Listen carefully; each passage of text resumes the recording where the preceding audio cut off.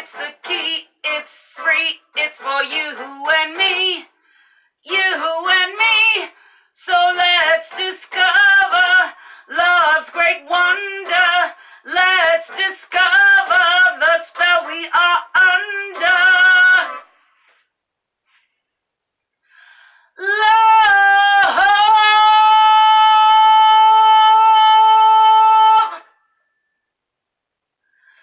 Love.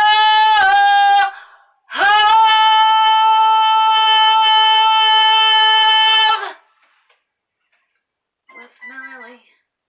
Love. Hello.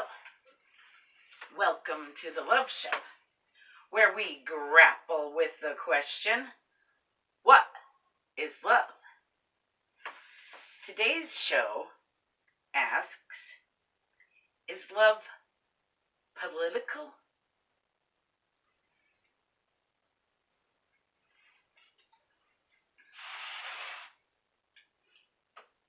Most people seem to think so.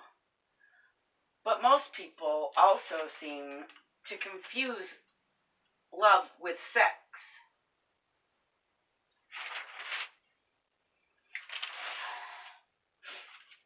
Articles from The Gawker, Elite Daily, and a speech written by John Keane from the University of Sydney all seem to be confusing love and sex.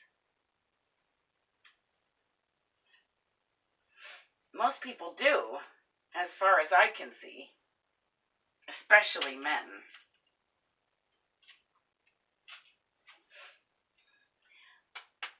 Maybe that is their political lie to women. Maybe it is not a mistake at all. Maybe men have been using love as a political tool to get sex forever.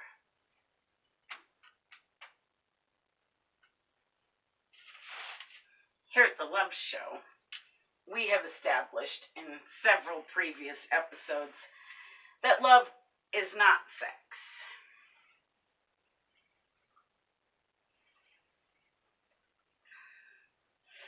And that confusing the two can be downright dangerous. Apparently, Americans are not the only ones to confuse the two. John Keane, for instance, from the University of Sydney, is Australian, so that's not an American. The Spanish also seem to confuse the two, as do many other cultures. But really, is this confusion? Is this confusion at all? Or is this purposefully using love as a political tool to get sex?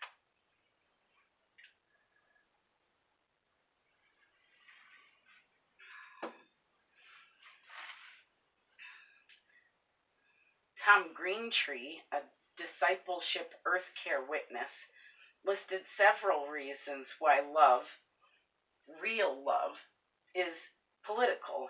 And that is what we are asking today, right? I mean, is love political?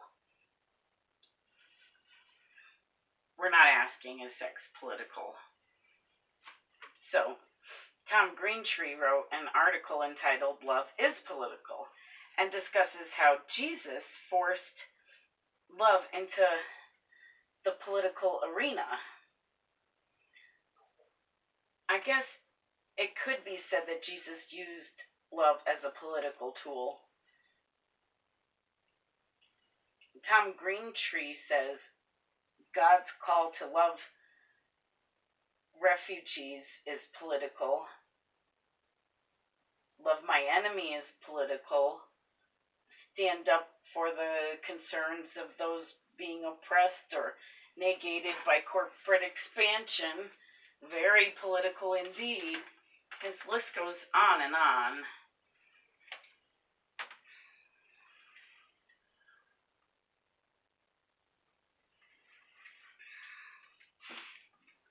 The New Yorker had a good article by Rebecca Mead entitled The Power of Love in Politics from 2016.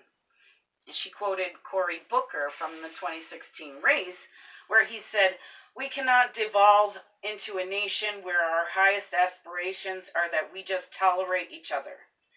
We are not called to be a nation of tolerance. We are called to be a nation of love. In America, love always trumps hate." Powerful.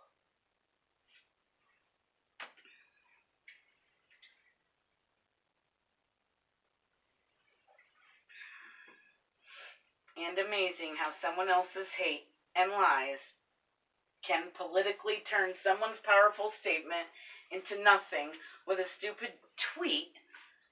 That said, if Cory Booker is the future of the Democratic Party, they have no future. But Cory Booker, he walked his walk.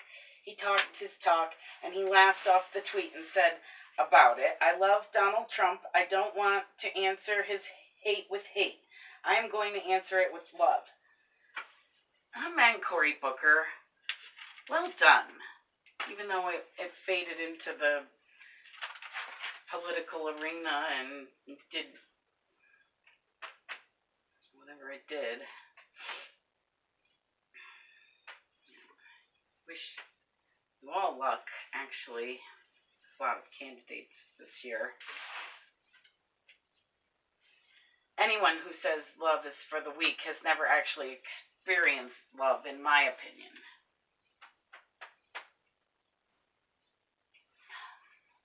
Marianne Williamson said, "A miracle is a shift in perception from fear to love."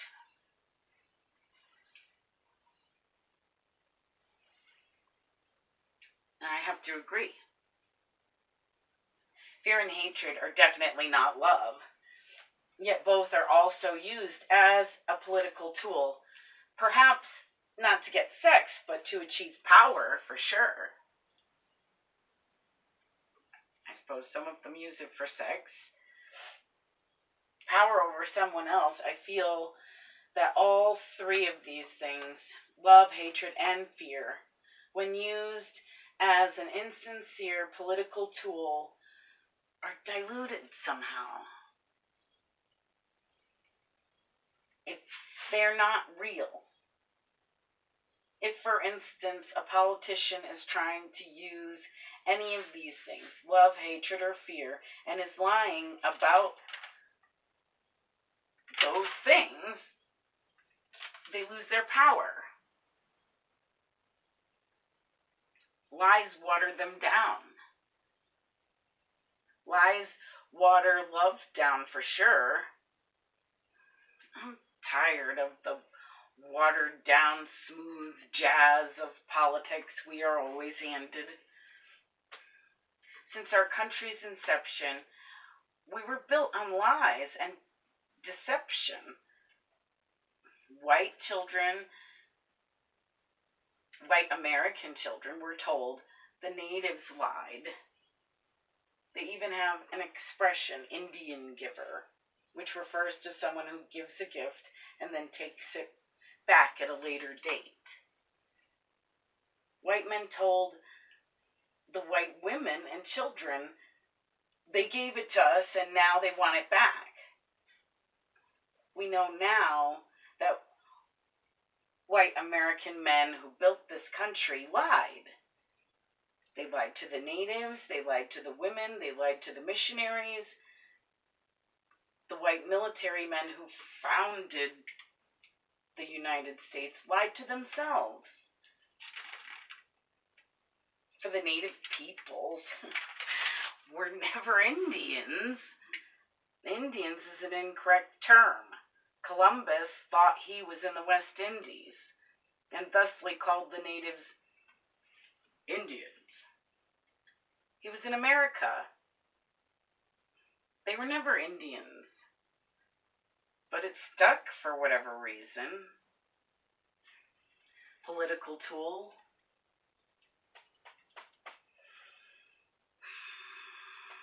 I don't see why we wouldn't call them Americans.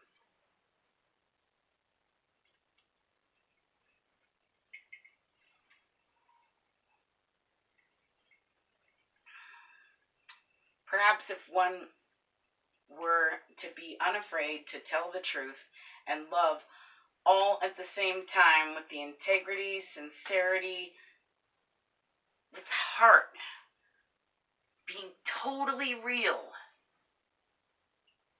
perhaps that could be the boldest, the best, perhaps even the longest lasting political platform ever.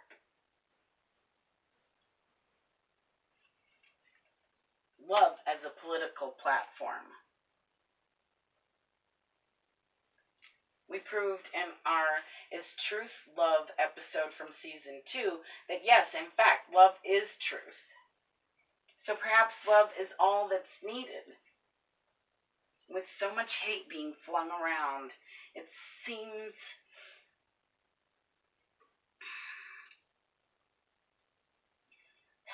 it takes some serious hatred to shoot up a store or a school. But hatred can be subtle too. Like in the form of a lie. That perhaps covers up more hatred and more lies. That's why I don't like lies.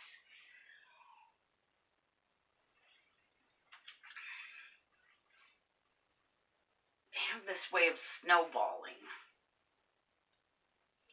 One lie begets another lie, and so on. I guess love can be the same way if it's real and used as a political tool. Love, too, can snowball. I suppose the recent climate change protests around the world properly used love as a political tool. However, these folks were relying on those in power having hearts. I'm not so sure I'm quite as optimistic as the protesters who recently, over the weekend, played dead in front of their government buildings all around the world.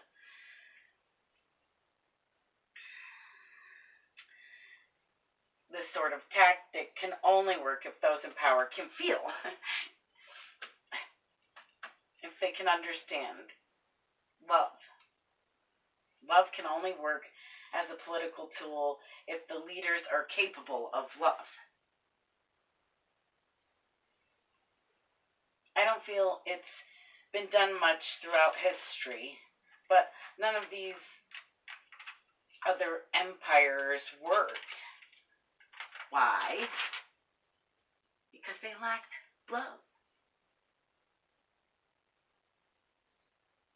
They lacked love as a political tool, as a political platform. They lacked love. But now I think we have moved ahead finally. We've evolved. Elizabeth Warren said, people have hearts. They have kids, they get jobs, they get sick, they cry, they dance, they live, they love, and they die. And that matters. That matters because we don't run this country for corporations. We run it for the people. That's the right direction, Elizabeth. Keep it real now. Then you might have something. Is love political? Yes, often. Not always. But it certainly can be political. And as we have discovered on the terrain, it can be used as a political tool to make the world a much better place. Pray for love in politics, folks. We need it there.